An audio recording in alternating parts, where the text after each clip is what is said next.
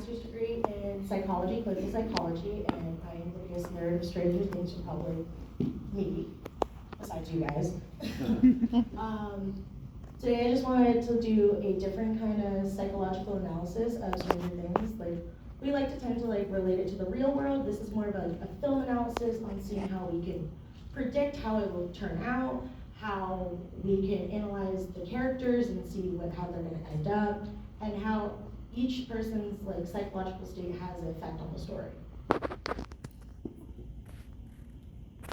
So I want to start off by talking about the upside down. The upside down representing the unconscious mind. So the unconscious mind is where your deepest fears, your traumatic experiences, your repressed memories are being held. Which, in theory, I think that's why it's stuck the way it is in that date, because the person that was there that created all that landscape of the houses and everything was Will. That was where his repressed memories, and that was the last time he was there in the upside down.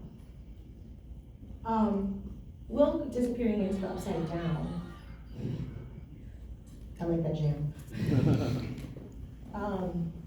Will disappearing into the upside down represents that time in a young boy's or young girl's life where they distance themselves from their parents so they can find their true self and outside their interpersonal relationships. Will going missing, it's upside down, he is separating himself from his mother, who we can describe as a very overbearing mother, and she is very innate with both her sons, Jonathan and Will. And when he goes missing, she kind of goes off the deep end. She's yearning for that codependency, that incestuous state of a relationship with her son. And Will is fighting it in a way. That's why he keeps on running away from the Demogorgon. He doesn't want to face it. He's still working through his own traumas and fears. So in the upside down, with the Demogorgon is representing a devouring mother, a mother that is constantly yearning for that codependency, and that's why why he runs from it, because he doesn't want that. And the Demogorgon going into the real world, it's all those repressed memories and coming from that unconscious and devouring those around them. So when you don't want all of your thoughts from your unconscious to make an appearance in the real world, that can lead to you having various psychological diseases and disorders. So this is basically a breakdown of the unconscious mind. It's all the thoughts, perceptions. We all have a collective unconscious, so that's why with Will distancing himself from his mother, he is doing what we all do. So it's all in our human instinct to separate ourselves from our parents to become oneself.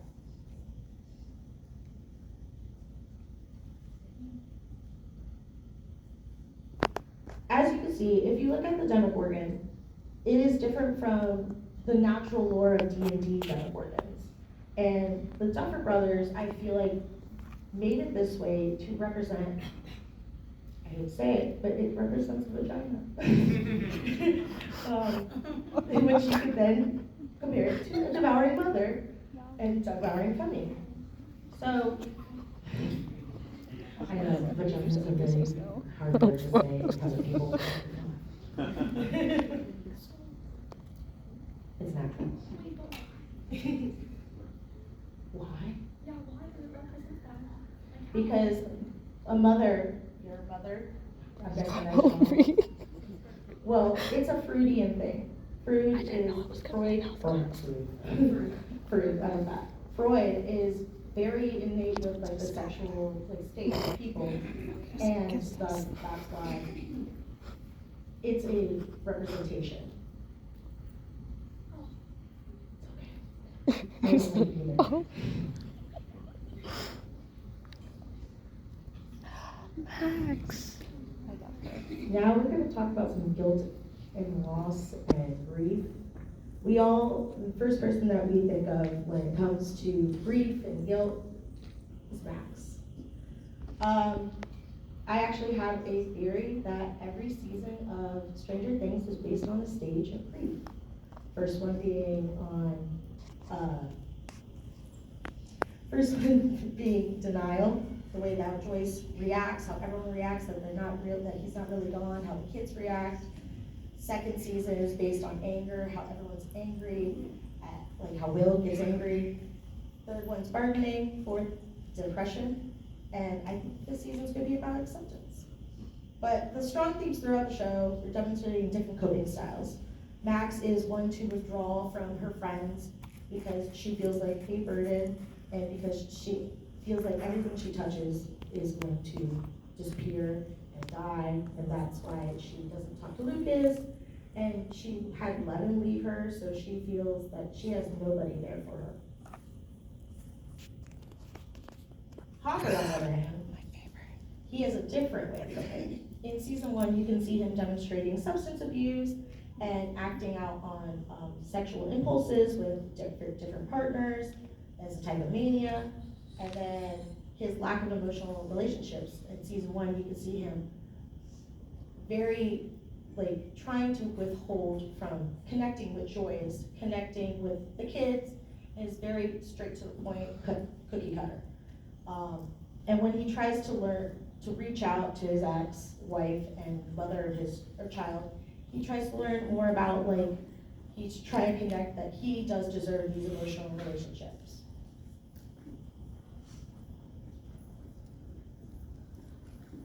Now, survivor's guilt is another big part of this whole psychology of things. Nancy has severe survivor's guilt when it comes to Nancy. That is her main storyline. She sees herself like she has to find out what happened to Barb. She has to live up to the life Barb should have had. And thus, she doesn't feel like she should be there. That's why she breaks things off with Steve, which we'll get back to in a little bit. Breaks things off with Steve, goes with Jonathan because they share a traumatic bond. And because she was such in a vulnerable state, she was able to get with Jonathan and understand guilt, because he saw loss and he felt guilty at one point with Will. You guys gonna love this one. So, we're gonna talk about Eddie and Chrissy. Yes. Eddie has severe survivor's guilt. He watched it happen. He feels like he is responsible because he brought her to the trailer and didn't know what was happening with prior. And throughout the series, you see him fighting with his demons internally, and thus how he ends up with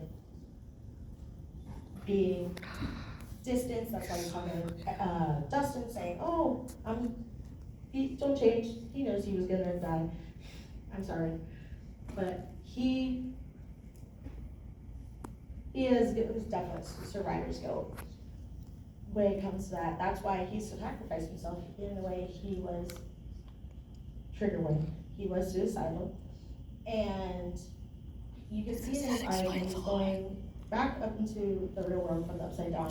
He has that thought in his brain that, like, when he goes back, nothing will ever be the same. He always feels guilty for Chrissy, even though he avenged her in his own way. And thus, he didn't think he avenged her when he did that gnarly guitar solo on stage.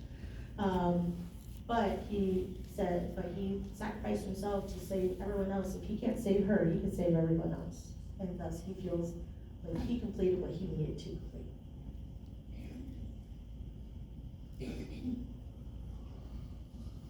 So loss, it's not really loss of person, it is loss of childhood. Will has lost his childhood. When he went into the upside down, he missed out on so much because of dealing with the traumatic situations he had. And when he comes back, you see him yearning she's struggling to adapt. He is trying to connect with his friends that he had this awesome connection with. He sits there and he's asking to play D&D. He's just trying to have some semblance, while everyone else is moving on with wanting to be with significant others, or just hanging out, or whatever it may be. But he is still stuck where he was before the Upside Down. And he wants that same relationship with his friends and his family. But Castle Byers is representing that childhood. And inside of it, you see all the photos, you see all of like memorabilia, the trophies, everything from his childhood with the crew. And when he goes there in season 3, he accepts it, that like it's never going to be that way ever again. And so that's why he destroys it. He's destroying that ideal, the idea that it's gonna be normal again. He's gotta move on. And when he destroys it, right afterwards, who shows up? Mike and Lucas. And then afterwards he withdraws. He's like, I don't wanna talk about it. Let's move on. And also he destroys it because it is representing what he had to struggle with, his trauma in the Upside Down. That's what his safety hood was. Like, that's where he was staying safe. That's where he hid out. And then once he escaped that, that's when he got taken by the Demogorgon, he got wrapped up, everything. So he sees it as a safe haven, and now he doesn't, because he doesn't have any connection to his childhood anymore.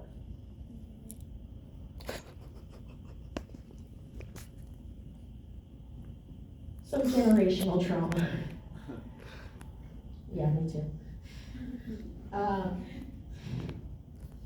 So generational trauma is touched on briefly with the Creel family, the Wheeler family, a little bit of Hopper. Hopper and Victor are both war veterans, and they both have a sense of PTSD. They see the war and them fighting in the war as a curse. They feel cursed, and it is symbolic of the PTSD that they left untreated that they have then carried onto their children. Hopper feels like because he was tested on, that all the testing and the radiation and everything like that was passed on to his kid. With Victor, he did not accept the trauma he had from seeing what he saw during the war and just let it fester, and thus he did not give the right treatment to his children. And lack of love and care does that to a child. You know, you'll start killing a bunch of people, I guess. With the Wheelers, that's marriage and convenience. It's talked about how Nancy has touched on how it's a cookie cutter nuclear family. Karen and Ted got together, and you can see throughout the show that Karen is tempted by Billy, and Ted is very distant with her and the kids. The only kid that he's really connected with is Holly, of course, because the youngest. And it's grasping on, I still have a child. But that's why, like, Nancy has that disconnection. Nancy and Mike have a disconnection with their partners. Jacqueline, in today's video, I'm Sorry, going to so sorry. It's okay. What's the how-to? Oh, I know. I don't even know. Oh, I know. He's okay. My phone goes off too. So with Mike, he can even say, I love you, because he grew up in a household where there was no sense of genuine, unconditional love. Like, they're good parents.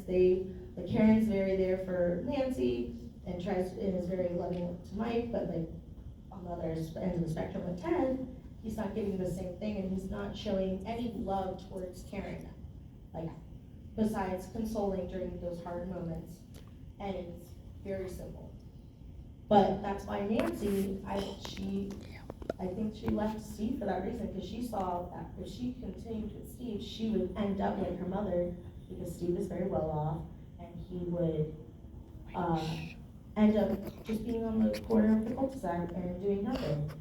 While Jonathan, it was like that rebellion that she never did, because she was good, and it was different from what her mother did. So she thought that would be the right and rather than wrong. With Mike, he cannot say I love you, because he sees no love in his family, so he does not know what it feels like and to give that word to Elle until later on in the season 4, where he feels that recognition of love, because he has gone through much and seen her through her hardest times.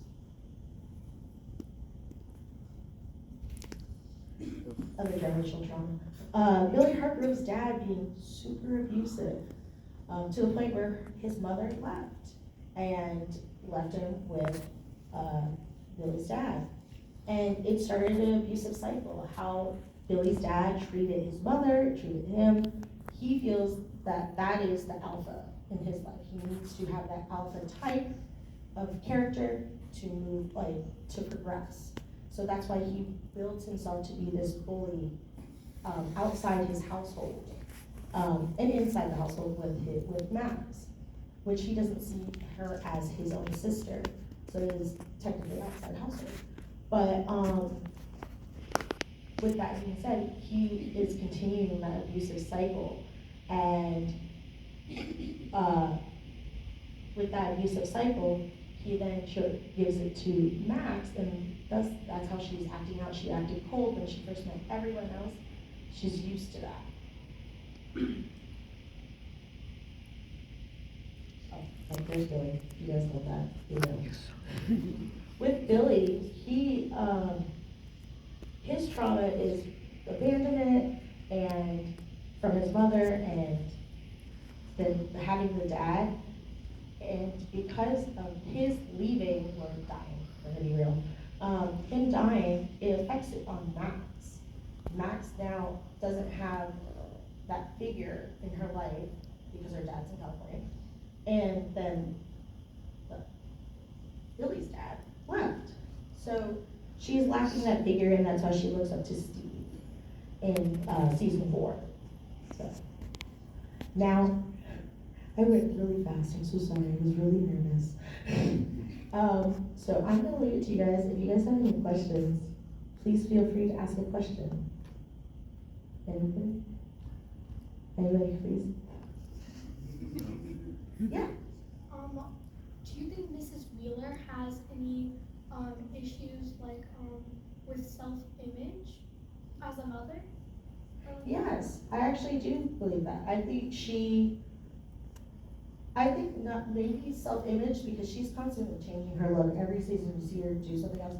She sees Nancy growing into this beautiful young woman, and she has to constantly adapt her look in order to feel young, feel youthful. And that's why she also goes after Billy, because I feel she got married at a young age, and because she got married and got pregnant at a young age, she's fulfilling those moments that she lacked in like her college years, where she was perceived by other men and deemed beautiful. I also believe that Nancy's mom sees a little bit of herself in Nancy, and that's why she keeps on pushing her to do the journalism and to fight back, because she feels like that was taken from her. Do you think Steve has issues with abandonment as well, and maybe a trauma bond to Nancy, and that's why he gave the whole little 6 little nugget speech?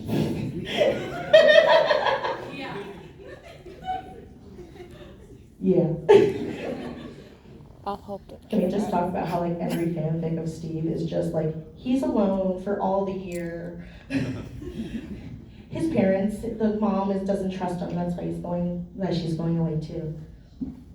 But yes, he doesn't feel like abandonment. That's why he feels the need to always like puts himself forward. He lacks that parental guidance and that parental like feeling. So instead of going for it, he becomes it. And that's why he's like does the sacrificial thing. Like in season 3, he's like, I'll die, it's fine. No. Or I'll go first. No. Like he doesn't see that his worth in himself. And because of that, he's sacrificing himself, but he wants the feeling of being wanted. And that's why he likes being a babysitter as much as he says he doesn't. He likes being a babysitter. They still rely on him. He wants that feeling of reliance because he never got that within his parents. He can't rely on them, so he stopped that cycle of his generational trauma. I can't wait for 6 nuggets. Don't know when that's gonna happen. On the subject of Steve, I feel like all the characters have had such lovely arcs and have given them a lot of transformational qualities, but I feel like Steve, especially because he's like an Enneagram 3, I think almost that neither is giving him the broadest perspective. I feel like we've seen a tremendous amount of growth in him, and the way he accepts things he wouldn't have in the beginning. Yes. Because of that, need to fill those shoes. Right, exactly. Yes. I think the kids have a very big impact on that because he doesn't have any siblings, and thus he sees each of these kids as a version of him, and he feels protective over them, and because that he is seeing the things he lacks in himself, and to fill those roles or fill those puzzle pieces inside himself with what the kids have given him. I just walked in late, so maybe this is talk about like 11 and Papa, the relationship, like. 11 and Papa, very toxic. Well, Yeah. with 11, That's not understatement. 11, she's not mourning the loss of her childhood. She never had it, so she sees Papa as her own figure in her own life. Excuse me, my dry mouth, topple up. But she had Papa, and that's all she ever knew until she got Hopper. And then when she saw Papa again, she was very resistant to him, but because of the trauma that she held with Papa, it made her feel connected to him, much like a trauma bond. And thus she feels the need to appease him in every single way possible. And, sorry. With Hopper, it feels natural. He gives her all those parental things. He pushes her. He does not just let her do things. Like, if you look how Papa treats her guests, like, he does control her, but like, he lets her run off and he, like, from the place, and he does have that controlling bound with her. With Hopper, he lets her thrive and grow and act the way she needs to act to push herself to become the person she is. And Hopper also puts in place not direct it's rules, but it is not like you will get severely punished from it. It is more of a nurturing care from Hopper than to Papa. I love your cosplay. Can you stand up? I want to see it. No, That's the one I wait, got stop. pictures with yesterday. Okay. So fun fact, I have a demo back tattoo on That's my what I took a thigh. picture with yesterday. I wish I was wearing shorts right now, but my thighs hurt. You are sick. Go ahead. Amen. That's fine. We got time. My favorite cosplay of the entire con. At the start of before you know, The glimpses. stuff of her and her self-image, is there anything that?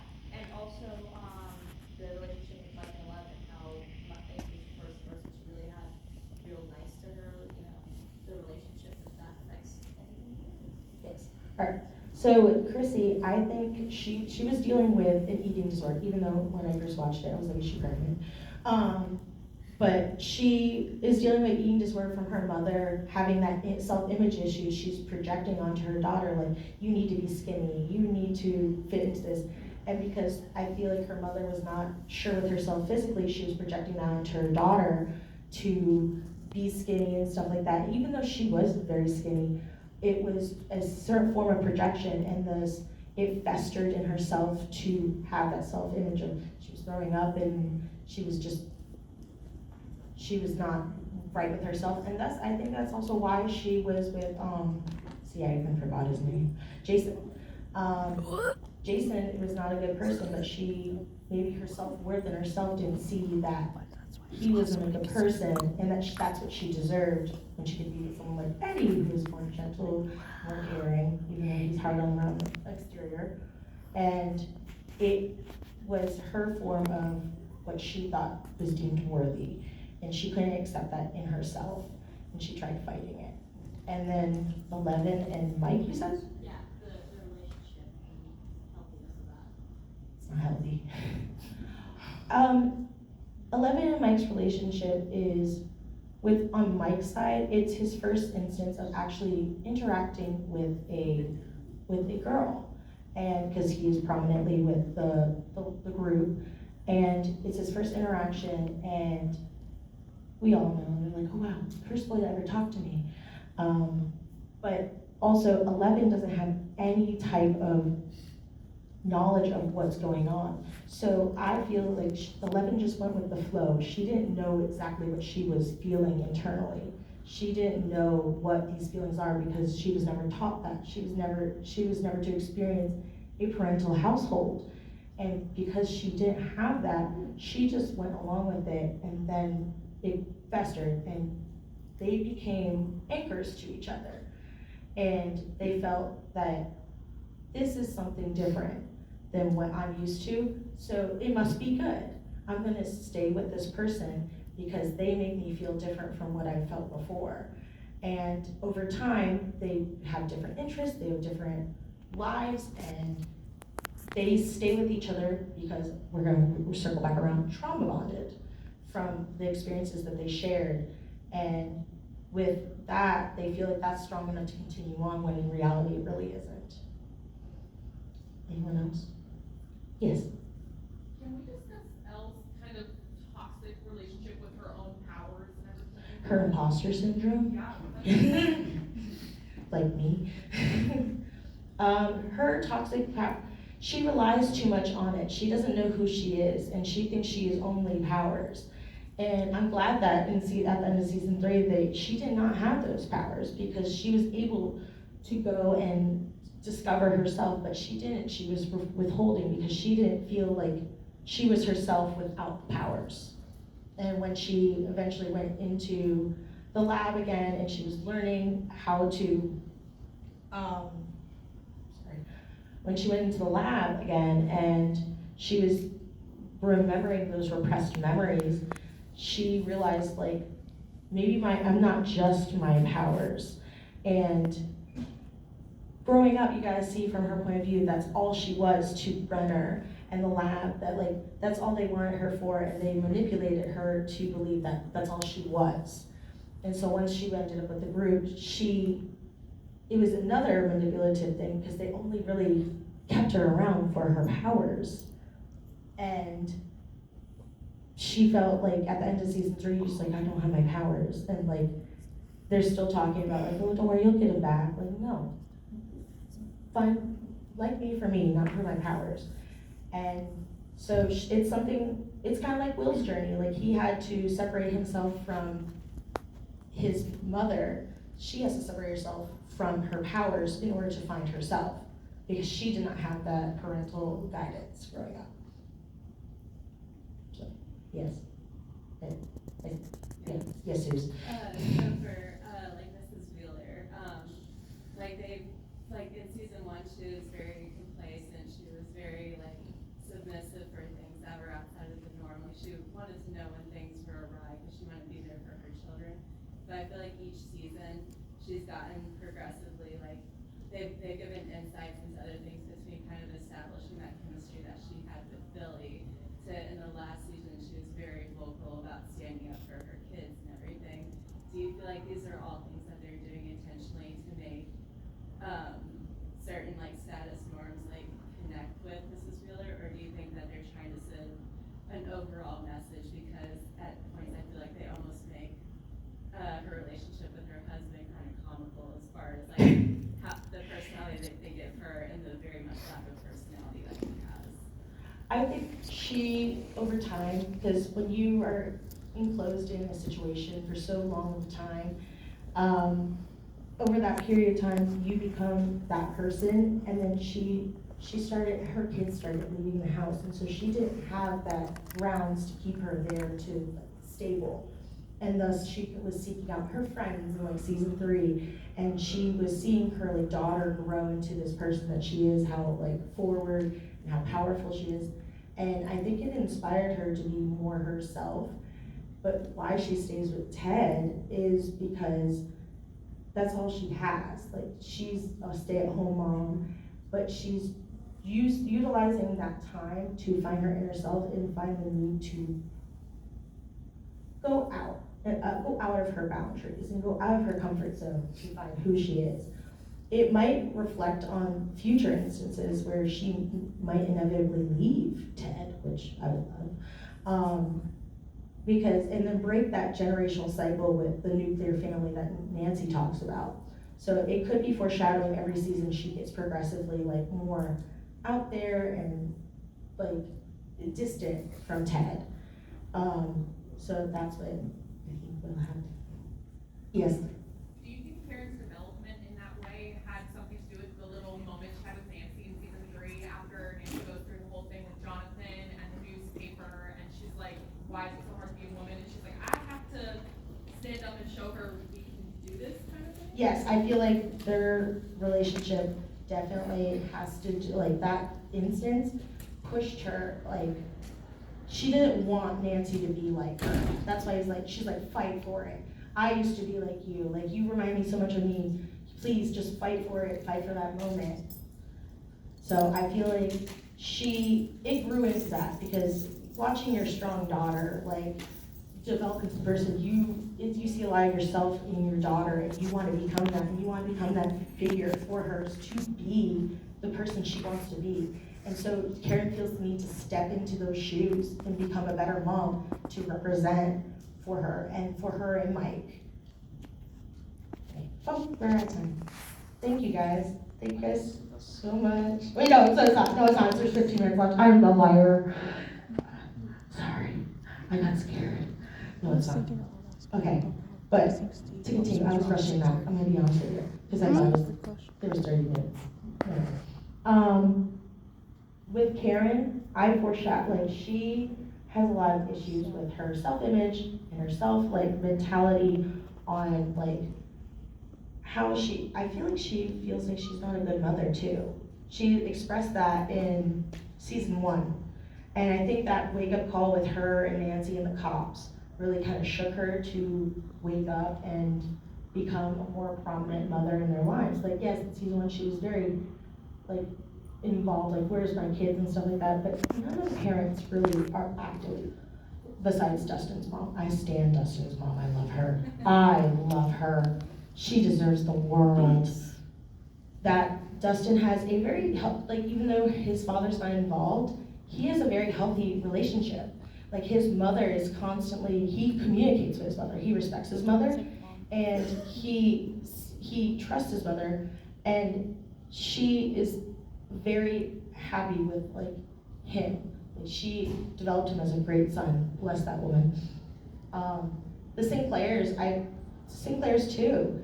It's just the Wheelers, they have that nuclear family sense, and because they have that family, like, dynamic, it holds back Mike, it holds back Nancy from continuing on. If you look at how Dustin takes rejection, how Dustin takes, like, his depression, how he takes things, he keeps to himself and he accepts it, and he goes through the feelings and doesn't act out. Like season 1 Mike, when he realized, he thought Will was dead, they found the body, and he just acted out. He didn't have any reasoning, he didn't think anything through. And you can look at, like, Dustin's like, well, we'll think this through. Like, he was more calm about the situation. He was still feeling the feelings that every kid should evolve if you were to find a body. But I think his upbringing had a lot to do with that. So, hi. Hi. I love your shirt. Oh, thank you. So I know Robin suffers with anxiety, even though it's not mentioned in there, because I do as well. So I can tell. Do you think Steve's relationship, like his friendship with her, kind of helps that, even though all this stuff with the Upside Down is going on? Yes. So I feel like I love the Robin and Steve dynamic because it's like a yin and yang thing. When it comes to, like, Steve, he's very laid back. He's like, go with the flow. He doesn't really see the anxiousness, and she's just anxious. She's like, you got rabies, man. And I think he helps with that.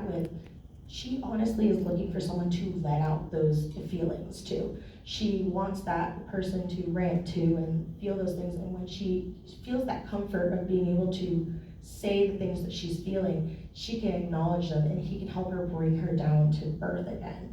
And I see, like, also the other side of with Robin and Steve. With Steve, she brings out Steve's, like, I gotta think twice about this before I continue on.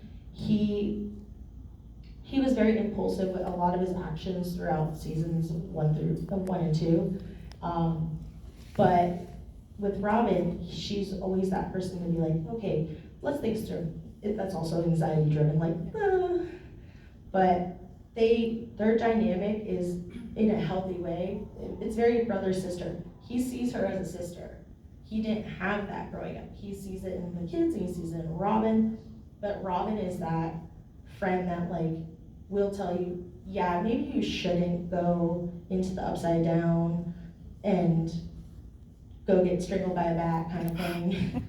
So when it comes to Robin's anxiety, I feel like with the when she's in the upside down, it gets worse, and honestly, no one's acknowledging it. And I think I don't like that one too. She also has somebody that understands like nothing's going on. So with Eddie, her and Eddie don't know anything about the upside down or what's going on. So she seeks that comfort with Eddie, like when they're in the upside down. She sees that like companion and that's why Eddie and Nancy and Steve reconnect in the upside down, because trauma bonded, they've already done something like this before, just never in the upside down. Her and now to you. Right. So it seems like Erica is a pretty straightforward character. Like Mhm. she has no issues. Do you see that she has any issues at all? Like she just seems like a very I stand Erica so hard. I like how she's so confident in herself. And I like that brings back to like the parents. Like the parents raised them that way. So is Lucas. Lucas is very sure of himself. He has been since season 1. But Erica is, I feel like how do I explain this? When it comes to Erica being the way she is, she's so sure of herself, and she's very outspoken, and that's what everybody wants for their child. They want that person your child to succeed, to be that outspoken person. But also, Erica has that reaction to her parents too. Like she doesn't have any boundaries with them. Like she'll snap at her brother, and her mom's like, Erica, and she's like, but I think that Erica herself, she doesn't know, in season 3, she didn't know who she was, and then she was given the proper tools to find out who she is, and outside her normal friends, and then she discovered who she was, and she was so sure of it in season 4 that she just kept on going with it. Where was the other hand? That's you. Hi, Steve. That's you. Looks aside, do you think there's any psychological aspects to why fan favorites are fan favorites, like Eddie, Billy, Steve? Because of relatability. Because, like with Eddie, I love Eddie, as you can see. When it comes to like Eddie is like that nerd that everyone judged going down the hallway, and oh, he's weird, he's this and that. When in reality, under the surface, they're a completely different person. They're gentle, they're wholehearted, and everything like that. With Steve, you see like the development, like someone can truly change. And like you can be a bad person in the beginning, and then you can become this person that everyone relies on, everyone can like trust, and without a doubt, no questions asked. And because like he was a loser in season 3, and everyone can relate to that sometimes too. And like there's that, but then there are people that stand like Billy. People stand Billy because I feel like them themselves have gone through traumatic situations with abuse and bullying, and they see like, oh, the potential of, I understand where they've come from, and I can fix them, basically. And I can end up, like, he can change just as much as Steve did. What other fan favorites are there? Those are the top 3, I feel like. I feel like 11, obviously. Everyone loves 11 because not everyone feels in place in society. Everyone feels like an outsider. Everyone feels like they don't belong. And she adamantly states that in season 4. She's like, I don't belong here. I'm not supposed to be here. And I'm like, no one likes me. I felt like that. A lot of people felt like with that, and seeing her blossom into the person that she is meant to be, it gives faith in yourself to become that person as well. Anyone else? Yeah, I love you. You're a great questioner. My next question, why do you think Lucas consciously, when he was cradling Max in the final episode, screamed out for Erica? Is it like a sibling comfort, or what do you think the rationale for that was?